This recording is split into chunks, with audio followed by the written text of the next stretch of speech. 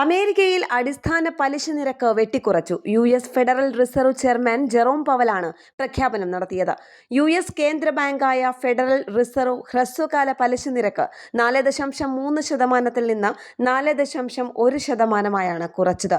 ഈ വർഷം ആദ്യമായാണ് നിരക്ക് കുറയ്ക്കുന്നത്. ഇനി 2 തവണ കൂടി കുറയ്ക്കാൻ തീരുമാനിച്ചതായും അധികൃതർ പറഞ്ഞു.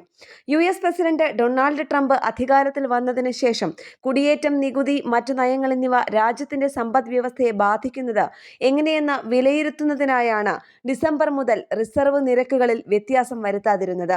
ഇതേ തുടർന്ന് ജെറോം പവൽ അധിക്ഷേപങ്ങൾ നേരിടേണ്ടിയും വന്നു.